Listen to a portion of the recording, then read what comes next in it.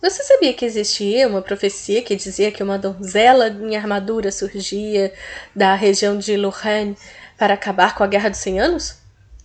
Já existia, fazia alguns anos antes da chegada da Joana para falar com o Delfim, para falar a verdade. Mas ela teve mesmo que passar por uma avaliação clerical na época que confirmou a legitimidade de sua fala e seus atos. Porém, os outros soldados e oficiais tentavam deixá-la de fora apenas como garota propaganda para o povo. Mas ela não ficava quieta de verdade, e sempre tomando alguma atitude ou falando quando achava que tinha que fazer ou dizer algo. E acabou sendo uma inspiração maior do que o exército imaginava, por causa da profecia que a cercava e de suas palavras de inspiração. Quando falei que César foi capturado pelos piratas e que isso foi ruim para ele, na verdade aquilo era drama.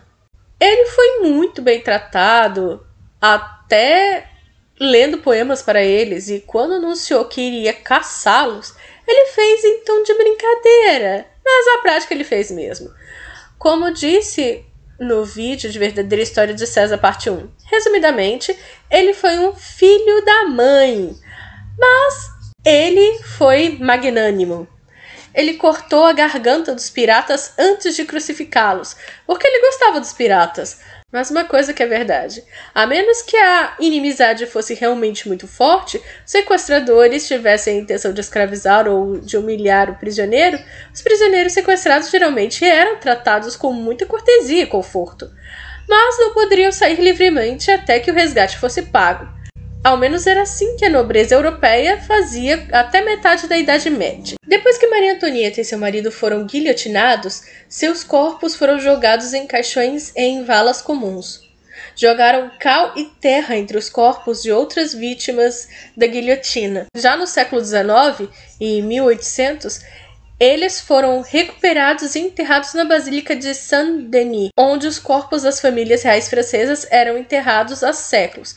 Porém, durante a Revolução Francesa, os membros mortos da realeza francesa de antes deste casal foram desenterrados da Basílica e tiveram seus túmulos violados, seus caixões e corpos destruídos e enterrados em valas comuns. Jogaram cal e depois destruíram. E o resto da França fez o mesmo com monarcas de épocas mais antigas. Ricardo Coração de Leão ele foi o rei da Inglaterra, duque da Normandia, Gascônia, senhor de Chipre, conde de Anjou, entre outros territórios no continente europeu sob seu domínio, pois ele era filho de Henrique II da Inglaterra e da rainha Leonor da Aquitânia. Todos os monarcas anglo-franceses que estavam enterrados na França também tiveram seus túmulos violados e destruídos durante a Revolução Francesa. Mas seus consortes e amantes, pessoas ligadas à realeza que estavam por lá, mesmo não fazendo parte dela, tiveram o mesmo fim, tanto vivos quanto os que já estavam mortos, incluindo a princesa Lamabelli, que usaram a cabeça da mulher para torturar Maria Antonieta antes de sua morte.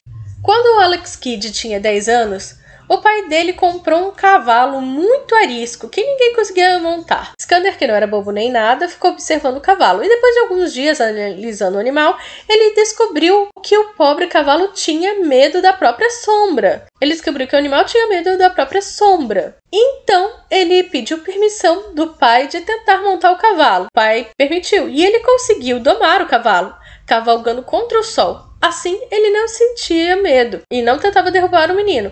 Com isso, ele deu o nome de Bucéfalos ao cavalo e passou a ser sua montaria principal anos mais tarde, quando o fiel cavalo morreu em uma batalha de conquista da região da Caxemira. Ele fundou a cidade de Bucéfala em homenagem ao cavalo. Cuchulain, curiosamente, não foi totalmente fiel à sua esposa. Uma certa lenda que descobri esses dias conta que uma vez ele foi servir de guarda-costas a uma deusa, ex-esposa do deus Mananã-Meklir, que estava evitando o marido, e pediu ao herói semideus, possivelmente neto ou bisneto do ex, para ser seu guarda-costas. E no final eles tiveram um caso. Ele realmente é mulherengo. O nome Dracul significa dragão em romeno, e vem de Draco, que é dragão em latim. Draculeia ou Drácula significa filho do dragão. E foi um nome incorporado pelo pai de nosso Vlad Tepes, mas este passou a ser chamado também de Filho do Diabo, ou algo assim, possivelmente depois das atrocidades acometidas pelo Vlad Drácula. Resumindo, um significado agregado. Eu não acredito que essa seja possível, mas ainda assim é algo interessante para se pesquisar e confirmar posteriormente.